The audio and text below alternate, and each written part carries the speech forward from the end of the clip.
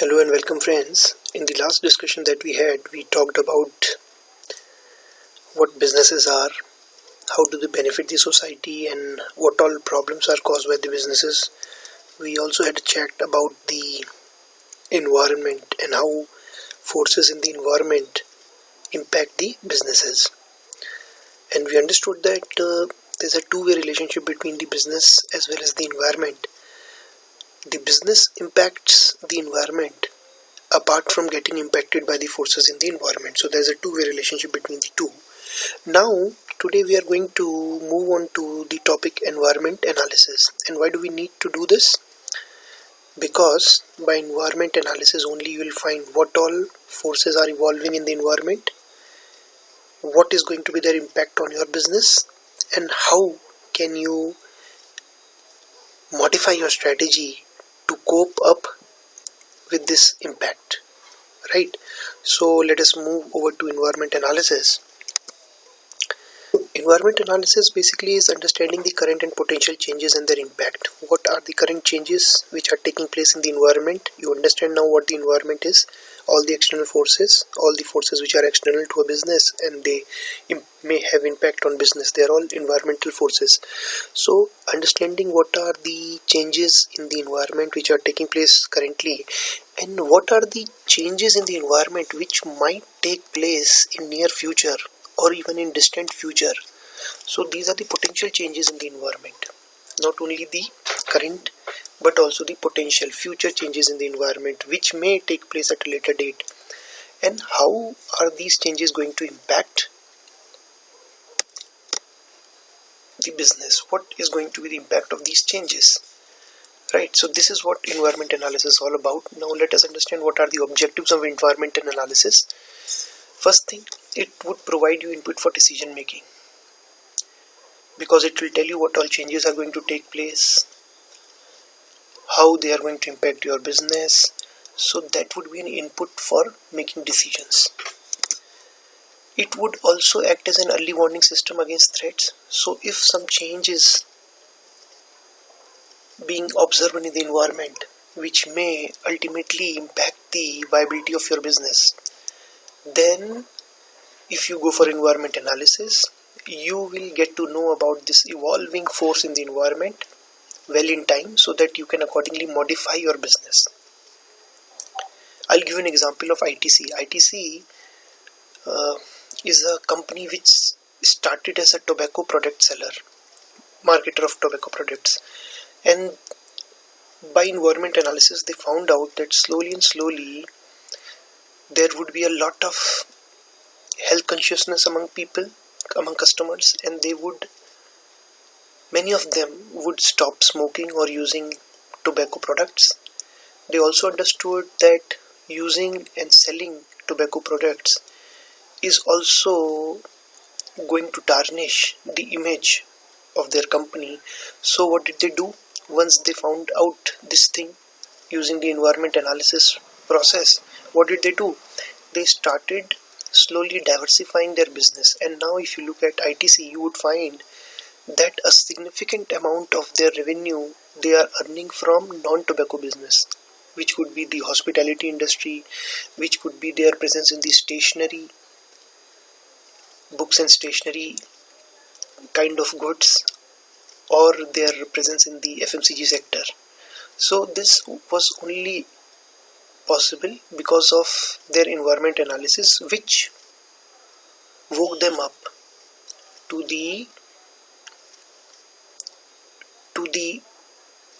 problems that their business might have to witness in future. So basically this environment analysis acted as an early warning system for them. And since it is an early warning system, you get sufficient time to adapt your business. So you get warning sufficiently early enough so that you are able to come up with strategies to ensure your continued survival even in the face of change, even in the face of a change in the environment. So early warning will give you a lot of time to prepare yourself to cope up with the change. So another objective is to help develop strategies and action plans to adapt to and prosper from change. So the objective is not only to adapt to the change. The idea is that you should also prosper from the change. If you look at some of the coaching institutes nowadays, which earlier used to run live classes for their students, when this issue of COVID-19 outbreak started emerging around March, what did they do? They did not only try to adapt to that change, but now they are even trying to prosper from that change. Now they've changed their business model. Rather than having live classes, they are giving classes online, and they are charging the students for that. They are able to bring down their fees because they do not have to have seating infrastructure. They do not need to hire the support staff, the peon or the guards. They also don't need to have a large seating area. They also don't need to rent a building just because they are giving classes online. So in fact, they have actually prospered from the change. Now they have switched to the online teaching model, and they are able to increase their revenues by this switch, from this switch. So the idea is that environment analysis should be able to give you sufficient lead time so that you are not only able to adapt yourself to the change in the environment, but you are also able to prosper from that change. You should also be able to benefit from that change. And naturally, if you are able to adapt to the change and prosper from the change, you would be able to survive. The business would be able to survive and would keep on doing well. So these are the objectives behind environment analysis. Now we are moving on to the process of environment analysis. So there is a particular process which has to be adopted for environment analysis. We are going to have a look at that process. The first step in this process is called the scanning. Once we have done the scanning, we move on to monitoring, then we move on to forecasting, and then we move on to assessment. Now we'll understand there are different meanings of all these four terms, and they all basically are the steps which constitute environment analysis. So let us first move over to scanning. What basically is scanning? I hope you know the meaning of word scanning. A cursory look. Scanning is basically a very brief, cursory look. So that is what scanning is all about. In fact, you might have read about this particular word in so many other places also. So have a look at what is the meaning of scanning here. General surveillance of environment. So there is no specific surveillance. Surveillance means monitoring. So you are not having a particular focus in your mind. You are just monitoring the environment. You are looking at some kind of signals which might emerge here or there. So you don't have any focus as such. You are basically scanning the whole environment. You are monitoring the whole environment. You are having a look at the whole environment, right? And this will be providing input for the second step, which is the monitoring. And what kind of data would be seen in a scanning? Unlimited data again. You don't have a specific focus, so you are looking at the whole environment. So naturally the data has got to be unlimited. It has got to be scattered, not available at a particular place. You will have to look for data scattered across.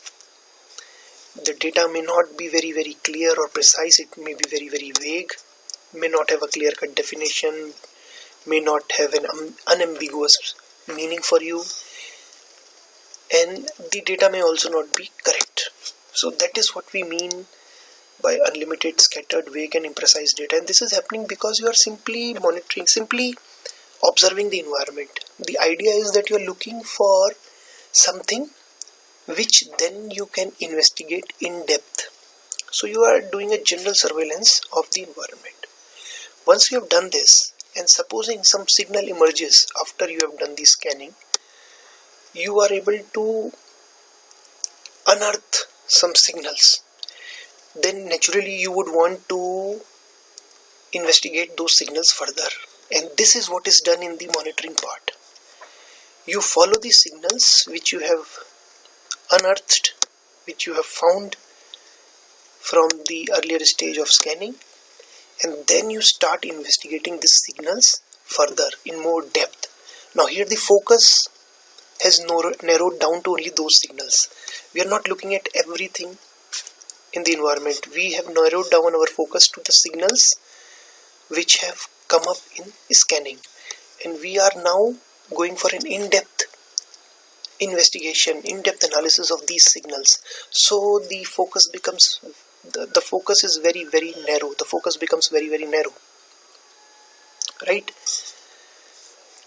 And once the focus is narrow, you would be able to assemble the data, collect the data, and try and look for trends. Are some trends emerging? I'll give you an example of what trend is. Trend is something which consistently increases or decreases over a period of time. So that is what is a trend. For example, the mobile usage is increasing. This is a trend. If you look at the longer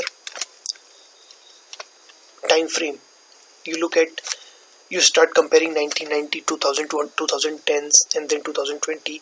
Over a longer time frame, you would find that the mobile usage has been increasing.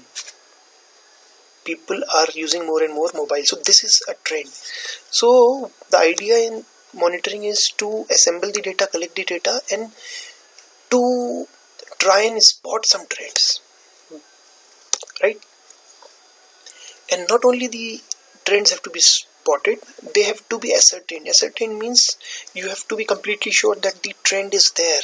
It's just not a temporary phenomena. It's got to be a permanent phenomena. So you have to be sure that it's not a temporary phenomena, it is indeed a trend, a permanent phenomena.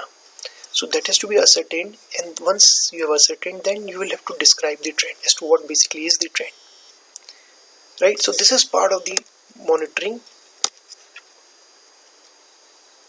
right? Once you have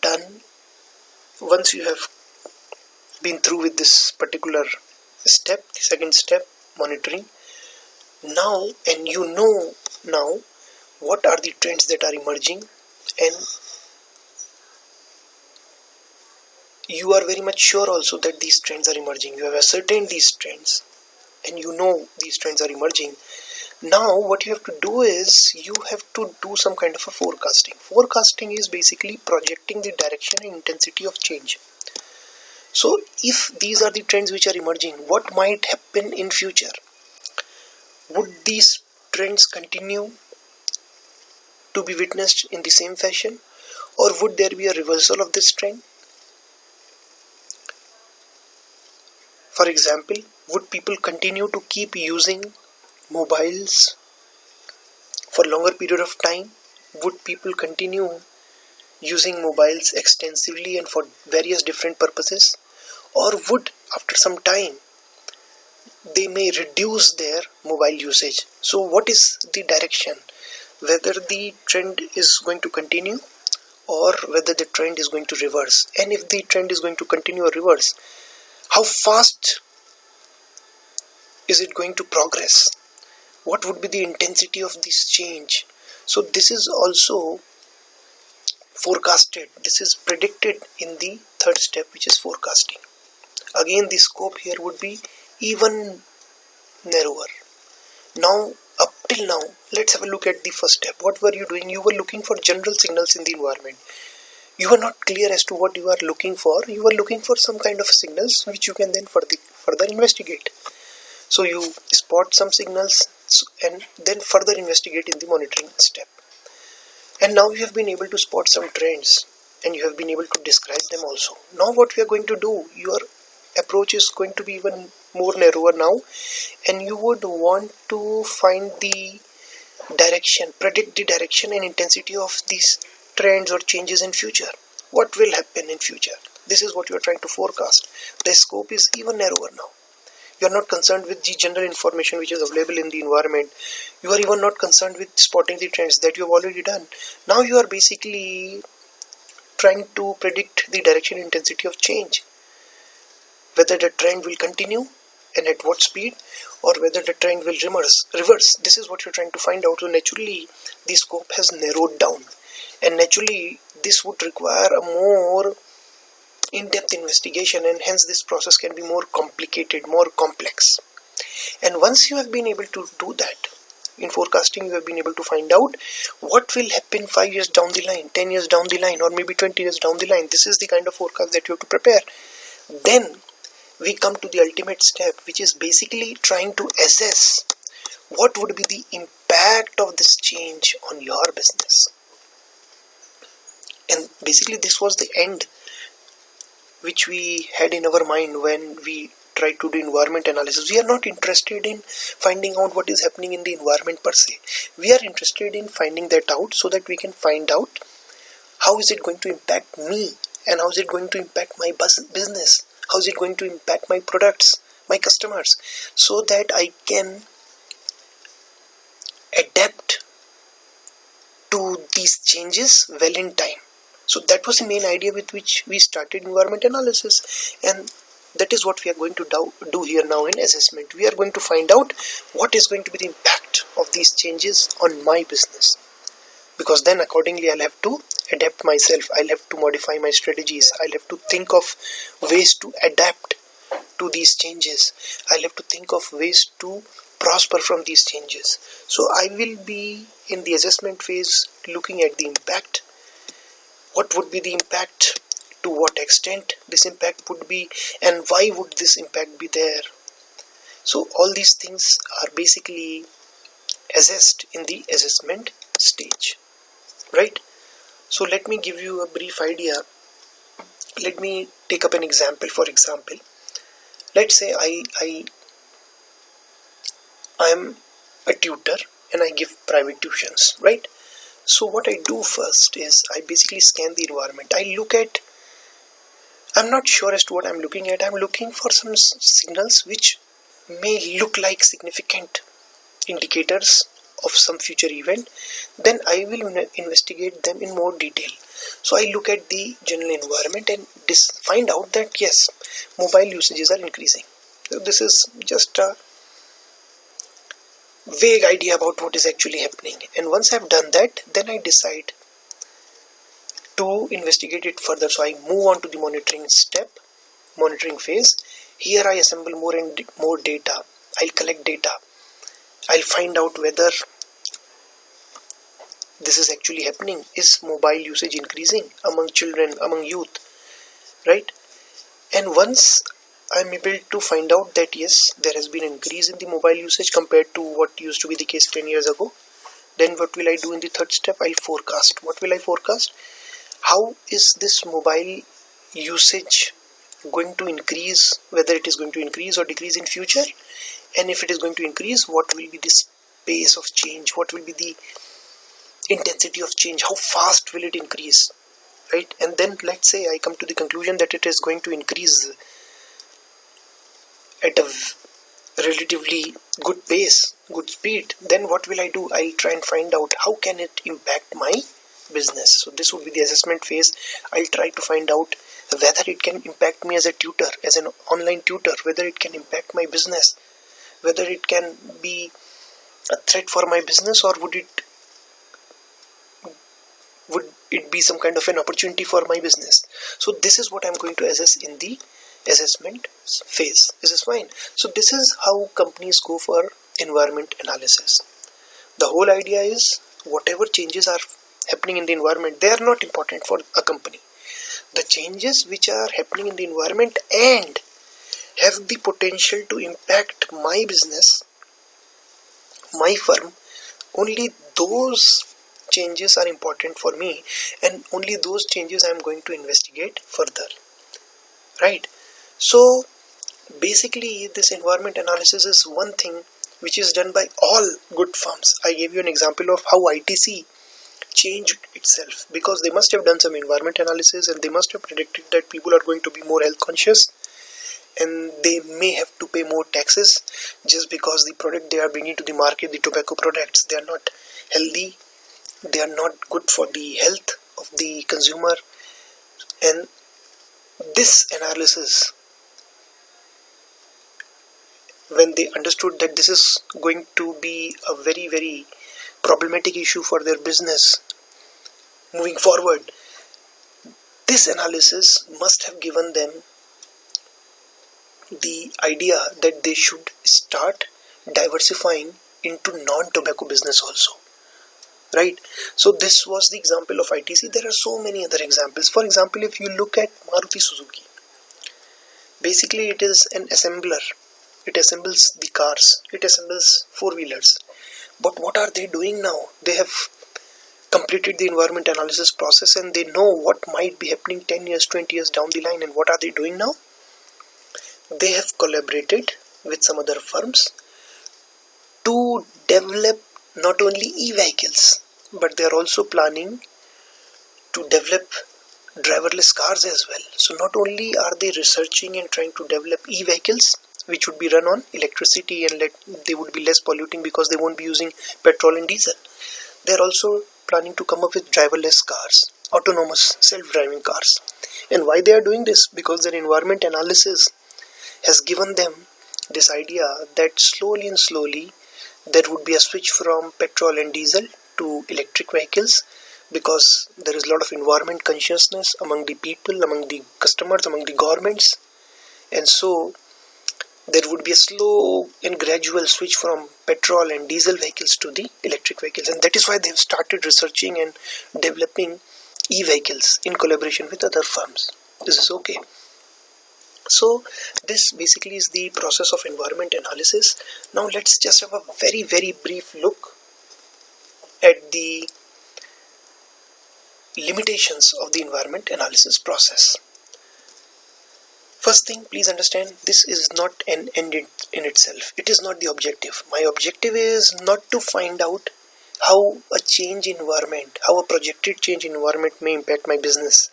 That is not the objective. The objective is to adapt myself, to adapt my business to this change. That is the objective. So if you do the environment analysis and find out this is how the changes in the environment are going to your business, that is not the end. You will have to move a step further and you will have to develop a strategy to cope up with that change, to adapt to that change. So that is the basic objective behind environment analysis. While the last step in environment analysis is just finding out the impact on your business. However, the objective is not this. The objective is that we should be able to formulate some strategy to cope up with this kind of a change, to not only cope up but also prosper from these changes. So that is the objective of environment analysis, though the last step was just finding out the impact, right? Again, there is another issue. The forecast at times may be inaccurate. This may happen because of the inaccurate data that you might have collected. This may happen because you have spotted a trend which may not be that important for your business, that relevant to your business, and you have investigated it in much depth, and you have actually ignored another trend which was even more important for your business. So this may happen because of various reasons. Your forecast may be inaccurate. Again, you would require dedicated resources for environment analysis purpose. For example, you need specific functions, departments for environment analysis. You need the market intelligence department. What is the job of the market intelligence department? It will keep collecting information from the market. It will collect information about what the competitors are doing, competitor firms are doing, what are the suppliers doing, what are the dealers doing, what are the customers doing, are the customers looking for a better product, what is the change in their taste, are they looking for a different kind of a product. So this is what market intelligence is all about, and there would be people who would be collecting this data from the market. So you need departments like market intelligence, you need departments like management information system, which basically collects all the information from different points in the organization and also outside the organization, and then uses this to provide information to the managerial personnel which they can use for decision making. So these kind of departments, these kind of functions are required for environment analysis. And not only this, you require personnel also. You require information officer. The job of the information officer would be to coordinate the collection of data and the analysis of this data, to convert this data into the information and then feed this information to the decision makers, that is the top management. So that would be the job of these personnel. Then there would be people who would be doing the data analysis. There would be people who would be coming up with different ways of collecting the data and different ways of analyzing it. They would be called data scientists. Nowadays you would be, if you are reading the newspapers, you would find these kind of personnel, they are gaining increasing prominence in the organization, because as you know, information is power in the current age. Information is the fuel that runs an organization in the current age. So you would also be requiring these kind of personnel, these kind of experts, if you want to go for environment analysis, right? Again, naturally, environment analysis is not free of cost. It will incur you a lot of cost, a lot of money. Naturally, you are going to have dedicated resources for environment analysis, which means you'll have to you'll have to set up these resources, you'll have to employ these people, you'll have to put them to work, which would basically a cost for you. Not only this, it is also a time consuming exercise. So these are the limitations of environment analysis. But then the process of environment analysis is going to give you so many benefits. It's going to result in so many benefits that most of the time, if done properly, the benefits would outweigh the costs here. And that is why most of the good companies go for environment analysis, and they have dedicated resources for this particular exercise. Okay, so thank you very much for your time. We'll be continuing with the different constituents of business environment in the next session that we'll have very soon. Thank you very much.